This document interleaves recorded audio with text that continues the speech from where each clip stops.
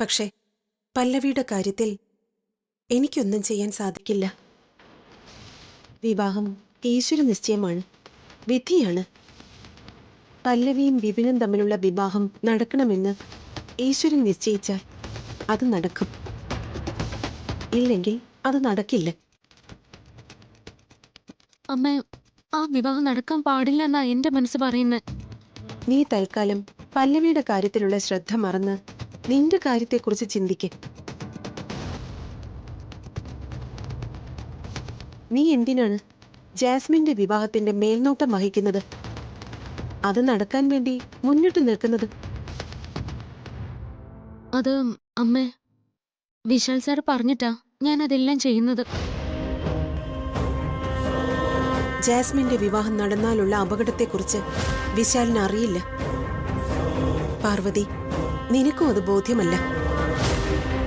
ഒന്ന് ഞാൻ പറയാം, നിങ്ങൾ ഉദ്ദേശിക്കുന്ന തരത്തിലുള്ള വിവാഹമായിരിക്കില്ല അന്ന് കദർ മണ്ഡപത്തിൽ നടക്കുന്നത്.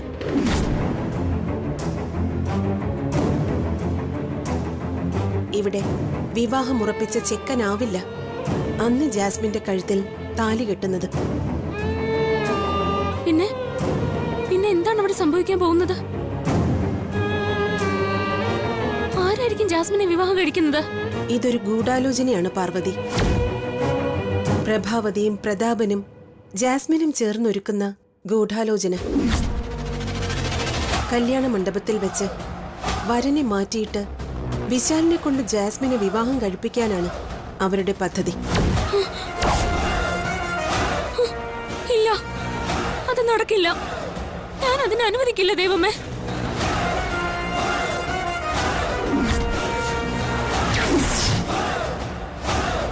ഈ വിവാഹം നടക്കാൻ പാടില്ല, അത് ഓർമ്മിപ്പിക്കാനാണ് ഞാൻ വന്നത്. ഇല്ല ദൈവമേ, ഇനി ജാസ്മിന്റെ കല്യാണം നടക്കാൻ വേണ്ടി ഞാൻ കൂട്ടു നിൽക്കില്ല.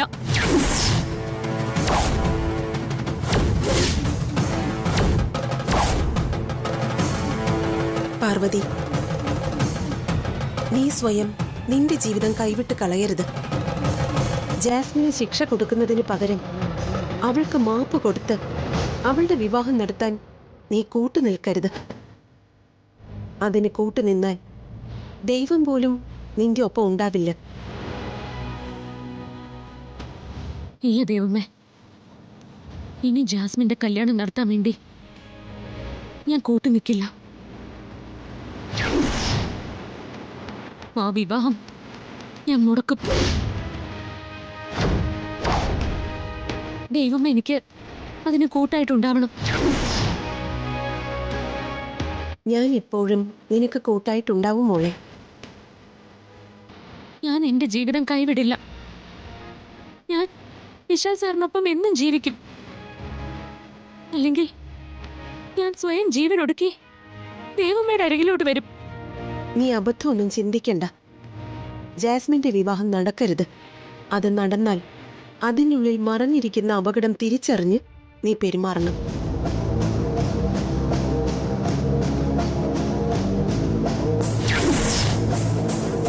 എന്റെ വിവാഹം ഇവള് മുടക്കാൻ പോകുന്നു എന്നാ അതൊന്ന് കാണണമല്ലോ. പാർവതി, നീ ഏതാത്മാവിനെയോ പിശാചിനെയോ കൂട്ടുപിടിച്ചാലും എന്റെയും വിശാലിന്റെയും വിവാഹം നിനക്ക് മുടക്കാൻ പറ്റില്ല. വിശാലും ഞാനും തമ്മിലുള്ള വിവാഹം നടന്നിരിക്കും.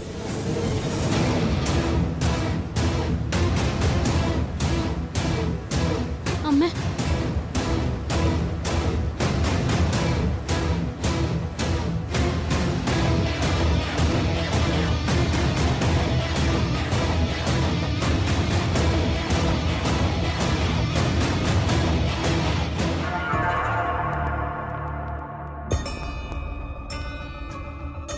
ജാസ്മിന്റെ വിവാഹം നടക്കാൻ പാടില്ലെന്നാണല്ലോ ഗായത്രി അമ്മ പറയുന്നത്. പക്ഷേ ആ വിവാഹം എങ്ങനെ മുടക്കും? അത് തടസ്സപ്പെടുത്താൻ എന്താ ഒരു വഴി? ഏതായാലും വിശാൽ സാർ എൻ്റെ കഴുത്തിൽ ചാർത്തിയ താലി പൊട്ടിച്ചെറിയാൻ ഞാൻ ആരെയും അനുവദിക്കില്ല. ഞാൻ മരിക്കും വരെ ഈ താലി എൻ്റെ കഴുത്തിൽ തന്നെ ഉണ്ടാവും. ഞാൻ ചിതയിൽ ഒടുങ്ങി തീരും വരെ വിശാൽ സാറിന്റെ ഭാര്യ തന്നെയായിരിക്കും. എന്റെ വിവാഹം മുടക്കാനുള്ള പദ്ധതികളാകും ഇവൾ ആലോചിക്കുന്നത്. ആലോചിച്ചോ എന്ത് കുതന്ത്രങ്ങൾ വേണമെങ്കിലും നീ ചിന്തിച്ചോ. പക്ഷേ നിന്റെ ഒരു പ്ലാനും നടക്കാൻ പോകുന്നില്ല മോളെ. എന്റെ കല്യാണം ഗംഭീരമായിട്ട് തന്നെ നടക്കും. ഞാനത് നടത്തും. മോളെ പാർവതി, ഈ ജാസ്മിൻ ആരാണെന്ന് നീ കാണാൻ പോകുന്നതേ ഉള്ളൂ.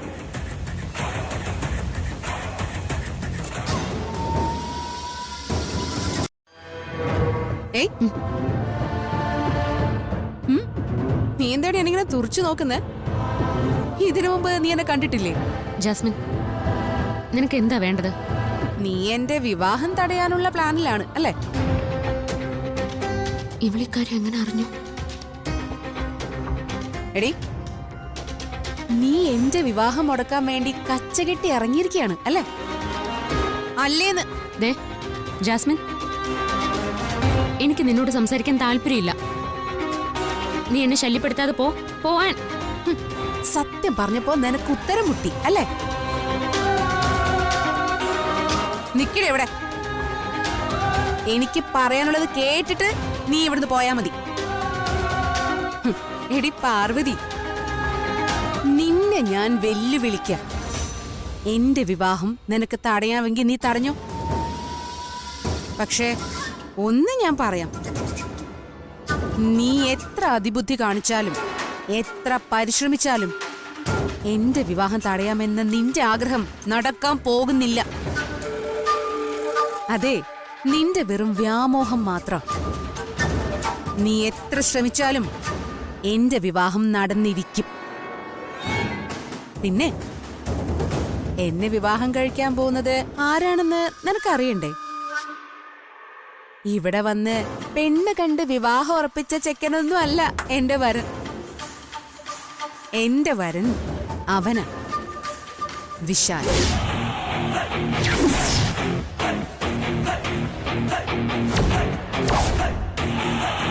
നീ നോക്കിക്കോ പാർവതി, എല്ലാവരെയും സാക്ഷി നിർത്തി വിശാൽ എന്റെ കഴുത്തിൽ താലി ചാർത്തും.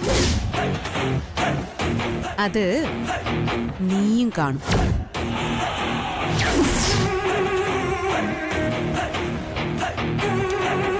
ഇല്ല ഇല്ല ഇല്ല, നിന്റെ ഈ ആഗ്രഹം ഒരിക്കലും നടക്കില്ല ജാസ്മിൻ. വിശാൽ സാർ നിന്നെ വിവാഹം കഴിക്കുമെന്നുള്ളത് നിന്റെ വെറും ഒരു സ്വപ്നം മാത്രമാണ്. ഈ ജന്മത്തിൽ വിശാൽ സാറിന് ഒരു ഭാര്യ മാത്രമേ ഉള്ളൂ. അത് ഞാനാണ്. എന്നെ സ്വന്തം പ്രാണനേക്കാൾ ഉപരിയായി സ്നേഹിക്കുന്ന ആളാണ് വിശാൽ സാറ്. ആ വിശാൽ സാറ് ഒരിക്കലും നിന്റെ കഴുത്തിൽ താലി കെട്ടാൻ പോകുന്നില്ല. നമുക്ക് കാണാം. എന്താ ഇവിടെ ഒരു സംസാരം?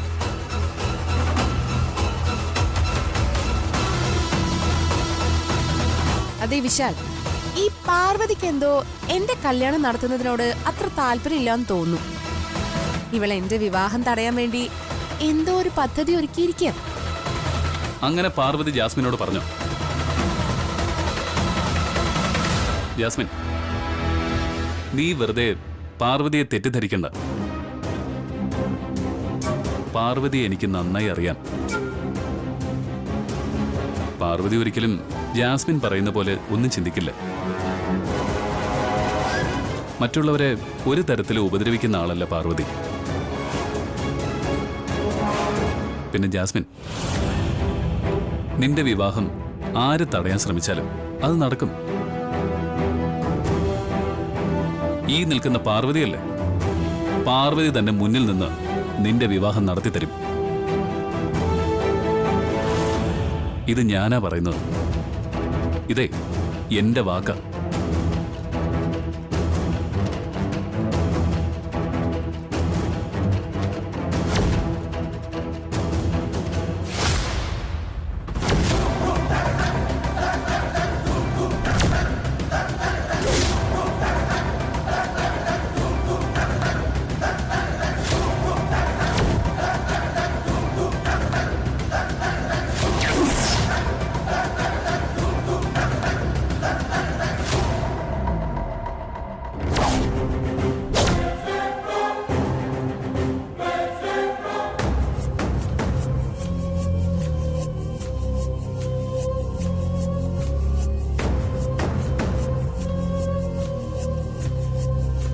ഞാൻ ഇപ്പോഴും തറപ്പിച്ച് പറയുക, അവളെ ആ പാർവതി അവള് നിസ്സാരക്കാരിയൊന്നുമല്ല.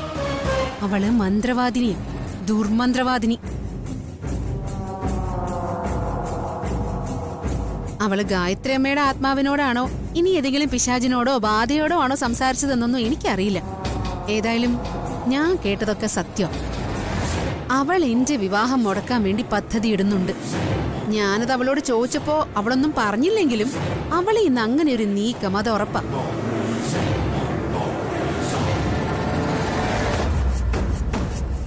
നിനക്കെന്താ അവളെ പേടിയാണോ ജാസ്മിൻ? എനിക്ക് അവളെ പേടിയൊന്നുമില്ല. അതുകൊണ്ടല്ലേ വിശാലിനെ തന്നെ ഞാൻ വിവാഹം കഴിക്കുമെന്ന് അവളുടെ മുഖത്ത് നോക്കി ഞാൻ വെല്ലുവിളിച്ചത്. മിടുക്കി, അങ്ങനെ തന്നെ വേണം. അല്ലെങ്കിൽ തന്നെ നമ്മൾ അവളെ ഭയക്കേണ്ട കാര്യമൊന്നുമില്ല. അവളെ പേടിക്കുന്നവരാണ് നമ്മളെന്ന് തോന്നിക്കഴിഞ്ഞാൽ അവള് നമ്മുടെ തലയിൽ നിഷ്പ്രയാസം കയറും. അതിന് നമ്മൾ അവസരം ഉണ്ടാക്കരുത്. എന്റെ പൊന്നങ്കിളെ, ജാസ്മിനെ അവൾക്ക് ശരിക്കും അറിയാഞ്ഞിട്ടാ. അവളുടെ ഈ ബ്ലാക്ക് മാജിക്കിലൊന്നും ഞാൻ പേടിക്കൊന്നുമില്ല. എന്തോന്ന് ബ്ലാക്ക് മാജിക്? അതൊക്കെ അവളുടെ വെറും അടവല്ലേ. ഇവിടെയുള്ളവരുടെ കണ്ണിൽ പൊടിയിടാനുള്ള അവളുടെ അഭ്യാസം. ഇനി അധിക ദിവസം അവളുടെ അഭ്യാസമൊന്നും നമുക്ക് കാണേണ്ടി വരില്ലല്ലോ ചേച്ചി. ജാസ്മിന്റെ കല്യാണം കഴിയുന്നതോടെ പാർവതിയുടെ ചാപ്റ്റർ ക്ലോസ് ആവില്ലേ? ഇവളുടെ വിവാഹം കഴിഞ്ഞ പിന്നെ പാർവതിക്ക് ഇവിടെ എന്താ സ്ഥാനം? പിന്നെ ഈ കുടുംബമായിട്ട് അവക്കെന്താ ബന്ധം? പുകഞ്ഞ കൊള്ളി പുറത്തെന്ന് പറയുന്ന പോലെ പിന്നെ അവളുടെ സ്ഥാനം ഈ മതിൽക്കെട്ടിന് പുറത്താവില്ലേ? അതിനെന്താ സംശയം? പാർവതിയെ നമ്മൾ അടിച്ചിറക്കി ഇവിടെ പുണ്യാഹം തളിക്കും. പിന്നെ ഇവിടുത്തെ മരുമകള് ഇവളാ, ഈ നിൽക്കുന്ന ജാസ്മിൻ. പാർവതിക്ക് പകരം പിന്നെ നമ്മൾ ഇവളെയല്ലേ ഇവിടെ വാഴിക്കാൻ പോകുന്നത്.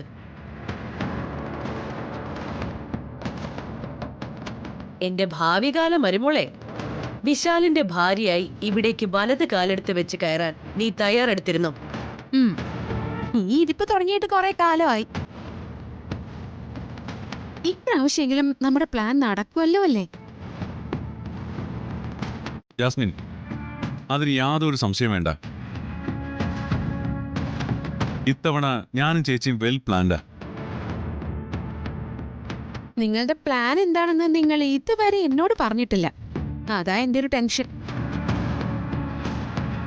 കല്യാണ മണ്ഡപത്തിൽ വെച്ച് നിന്റെ കഴുത്തി താലി കെട്ടുന്നത് വിശാല് തന്നെയായിരിക്കും.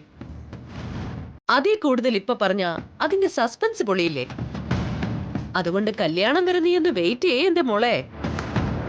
ആ, എങ്ങനെയായാലും വിശാലും ഞാനും തമ്മിലുള്ള വിവാഹം നടന്നാ മതി. ആ കല്യാണം കഴിഞ്ഞിട്ട് വേണം ഗായത്രി അമ്മയുടെ മുഴുവൻ ആഭരണങ്ങളും എനിക്ക് അണിഞ്ഞു നടക്കാൻ. ഗായത്രി ചേച്ചിയുടെ ആഭരണങ്ങൾക്ക് മാത്രമല്ല, അവരുടെ പേരിലുള്ള മറ്റു സ്വത്തുക്കൾക്കും പിന്നെ നീ തന്നെയല്ലേ അവകാശി. ആദ്യം ആഭരണം, അത് കഴിഞ്ഞു മതി സ്വത്തുക്കളൊക്കെ. ഗായത്രി അമ്മയുടെ ആഭരണങ്ങള് ഇപ്പൊ പാർവതിയല്ലേ വെച്ച് സൂക്ഷിക്കുന്നത്. അത് കണ്ടിട്ട് എനിക്കിങ്ങ് സഹിക്കുന്നില്ല ആന്റി. അതാണോ വലിയ കാര്യം? എന്നാ ആഭരണത്തിന് വേണ്ടി നീ കല്യാണം വരെ കാത്തിരിക്കുകയൊന്നും വേണ്ട. അത് അടിയന്തരമായിട്ട് തന്നെ പാർവതിയുടെ കയ്യിൽ നിന്ന് നിനക്ക് ഞാൻ മേടിച്ചു തരാം. ആന്റി എന്ത് ചെയ്യാൻ പോന്നു?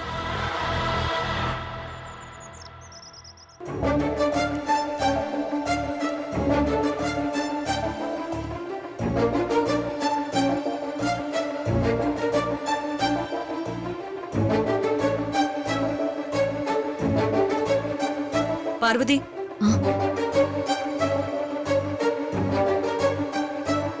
എന്താ അമ്മ? പാർവതി, ജാസ്മിൻ വിവാഹം കഴിഞ്ഞ് അന്യ വീട്ടിലേക്ക് പോവല്ലേ. അപ്പൊ നമ്മുടെ കുടുംബത്തിന്റെ ഗൗരവത്തിനും അഭിമാനത്തിനും അനുസരിച്ചുള്ള പാരിതോഷികങ്ങൾ നൽകി വേണം ജാസ്മിനെ നമ്മൾ യാത്രയാക്കേണ്ടത്.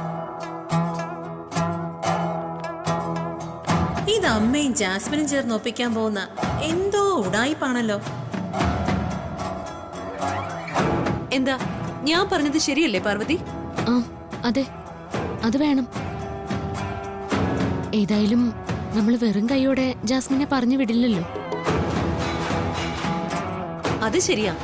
പക്ഷേ എന്തെങ്കിലും പ്രത്യേകതയുള്ളത് കൂടി നമ്മൾ ജാസ്മിന് കൊടുക്കണം. ഇവിടെ ഞാൻ നോക്കിയപ്പോ എന്റെ മനസ്സിൽ തെളിഞ്ഞു വന്നത് ഗായത്രി ചേച്ചിയുടെ ആഭരണങ്ങളാ.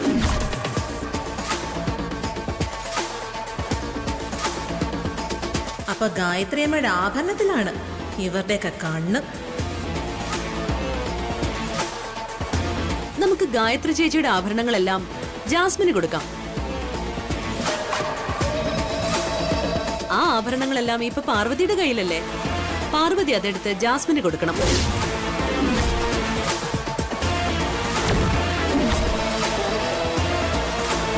അമ്മ അല്ല, അത് നിനക്കെന്താ അത് ജാസ്മിന് കൊടുക്കാൻ പ്രയാസമുണ്ടോ? ഇല്ല. പക്ഷേ ആഭരണങ്ങള് പാരമ്പര്യമായിട്ട് ഇവിടുത്തെ മരുമകളിലൂടെ കൈമാറി വരുന്നതല്ലേ? അത് ജാസ്മിന് കൊടുത്ത ആ പതിവ് തെറ്റില്ലേ? അതൊന്നും സാരമില്ല.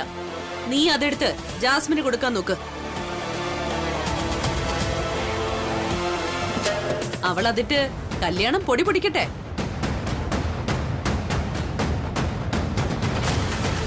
അമ്മ, എനിക്കൊന്ന് വിശാൽ സാറിനോട് ചോദിക്കണം. ആരോടും ഒന്നും ചോദിക്കണ്ട. നീ ഞാൻ പറയുന്നത് അങ്ങ് അനുസരിച്ചാ മതി. ആഭരണങ്ങൾ എടുത്ത് ജാസ്മിന് കൊടുക്ക.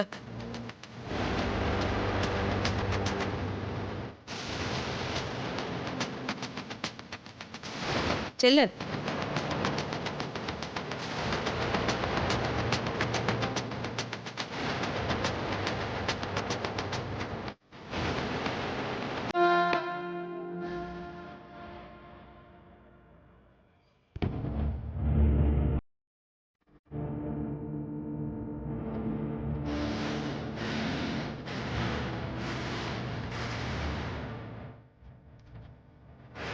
വിശാൽ സാർ, പാർവതി വാ. എന്താ പാർവതി? എനിക്കൊരു കാര്യം വിശാൽ സാറിനോട് പറയാനുണ്ടായിരുന്നു. എന്തിനാ പാർവതി എന്നോട് ഇങ്ങനൊരു മുഖവുര? നമ്മൾ ഭാര്യ ഭർത്താക്കന്മാരല്ലേ? നിനക്ക് എന്ത് കാര്യവും എന്നോട് ഫ്രീ ആയിട്ട് സംസാരിച്ചുകൂടെ? പറഞ്ഞു, എന്താ വിശേഷം? പ്രഭാവതി അമ്മ ഒരു തീരുമാനം എടുത്തിരിക്കോ? എന്ത് തീരുമാനം? ദൈവമ്മയുടെ ആഭരണങ്ങളൊക്കെ പ്രഭാവതി അമ്മ ജാസ്മിന് കൊടുക്കാൻ പോവാ. ജാസ്മിനെ കൊടുക്കാനോ? അതെ. അത് അത് ജാസ്മിന് കൊടുക്കുന്നത് ശരിയാണോ സർ? പാർവതി എന്താ അങ്ങനെ ചോദിച്ചേ? അത് ദൈവമ്മയുടെ ആഭരണങ്ങളൊക്കെ വളരെ പവിത്രമാണ്. അതെ, അമ്മയുടെ ആഭരണങ്ങൾ വളരെയേറെ പവിത്രം തന്നെയാണ്. അത്തരത്തിൽ മഹത്വമുള്ള ആഭരണങ്ങൾ ജാസ്മിൻ ധരിക്കുന്നത് ശരിയാണോ സർ? അത് ജാസ്മിൻ ധരിക്കുന്നത് ശരിയല്ലെന്നാ എൻ്റെ അഭിപ്രായം. പാർവതി, അത് ജാസ്മിൻ ധരിക്കാൻ പാടില്ല. പ്രഭാവതി അമ്മ ഇപ്പൊ എടുത്ത തീരുമാനം അതൊരു നല്ല തീരുമാനമായി ഞാൻ കാണുന്നില്ല. പാർവതി, ജാസ്മിന് എൻ്റെ അമ്മയുടെ ആഭരണങ്ങൾ കൊടുക്കാമെന്ന് തീരുമാനിച്ചത് പ്രഭാവതി അമ്മയല്ലേ? അമ്മ ഒന്നും കാണാതെ ഒരു തീരുമാനം എടുക്കില്ല. പ്രഭാവതി അമ്മ ഇങ്ങനെ നിശ്ചയിച്ചത് നല്ലത് തന്നെയാണെന്നാണ് എനിക്ക് തോന്നുന്നത്. നമ്മുടെ വീട്ടിൽ ഒരു കല്യാണം നടക്കാൻ പോവുക. ആ കല്യാണത്തിന് ജാസ്മിൻ അമ്മയുടെ ആഭരണങ്ങൾ ധരിച്ചോട്ടെ. അതിലൊരു കുഴപ്പവും ഞാൻ കാണുന്നില്ല. ഇനി അമ്മയുടെ ആഭരണങ്ങൾ ജാസ്മിന് കൊടുക്കണ്ടെന്നാണ് പാർവതിയുടെ അഭിപ്രായമെങ്കിൽ നമുക്ക് മറ്റൊരു കാര്യം ചെയ്യാം. ജാസ്മിന് വിവാഹത്തിന് അണിയാൻ കൊടുക്കുന്ന ആഭരണങ്ങൾ വിവാഹത്തിന് ശേഷം നമുക്ക് ജാസ്മിനിൽ നിന്ന് തിരികെ വാങ്ങാം. അതിലൊരു തെറ്റുമില്ല. ഇപ്പോ പ്രശ്നം തീർന്നില്ലേ? വാ, നമുക്ക് പോയി കിടക്കാം.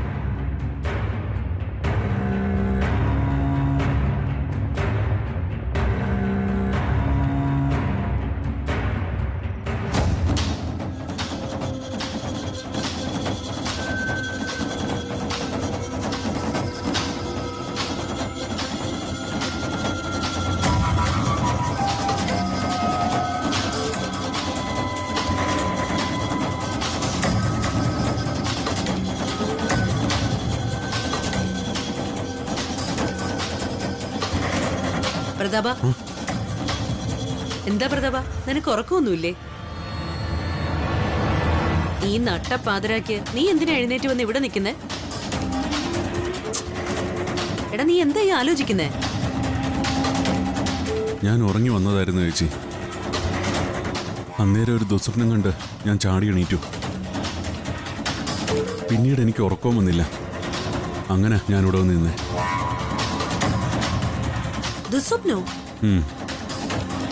എന്ത് ദുസ്വപ്നം? നീ എന്താ സ്വപ്നത്തിൽ കണ്ടത്? ചേച്ചി, ഇപ്പൊ ഗായത്രി ദേവിയുടെ ആഭരണം ജാസ്മിന് കൊടുക്കാൻ പോവല്ലേ? അതെ, നാളെ നമ്മളത് അവൾക്ക് കൊടുക്കും. എന്നാ ഒന്നുകൂടെ ആലോചിച്ചിട്ട് അതെടുത്ത് കൊടുത്താൽ മതി. ഹ, അതെന്താ നീ ഇപ്പൊ അങ്ങനെ പറയുന്നേ? ചേച്ചി, ആ ആഭരണങ്ങളെടുത്ത് ജാസ്മിന് കൊടുക്കുന്നത് ഗായത്രി ദേവിക്ക് ഇഷ്ടമല്ല. സ്വപ്നത്തിൽ വന്ന് ഗായത്രി ദേവി അത് കാണിച്ചു തന്നു. ആ സ്വർണം എടുത്ത് ജാസ്മിന് കൊടുത്തതിന്റെ പേരില് എന്നെയും ചേച്ചിയും ഗായത്രി ദേവി കഴുത്തിയരിച്ച് കൊല്ലാമെന്നായിട്ടാ ഞാൻ സ്വപ്നത്തിൽ കണ്ടത്. പിന്നെ ആ സ്വപ്നം അങ്ങ് യാഥാർത്ഥ്യമാവാൻ പോവല്ലേ? എടാ, പാർവതിയുടെ അസുഖം നിനക്കും പിടിവിട്ടോ? അവളല്ലേ ഗായത്രി ദേവിയുടെ ആത്മാവിനെയും പ്രേതത്തെയൊക്കെ കാണുന്നത്? ഇപ്പൊ നീയും കാണാൻ തുടങ്ങിയോ? ചേച്ചി, പാർവതി നേരിട്ടല്ലേ കാണുന്നേ? ഞാൻ സ്വപ്നമല്ലേ കണ്ടത്. അപ്പൊ നീ കണ്ടത് സ്വപ്നമാണെന്ന് നിനക്ക് ബോധ്യമുണ്ട് അല്ലേ? ഉം. എന്നാ നീ അതോർത്ത് ടെൻഷൻ അടിക്കണ്ട.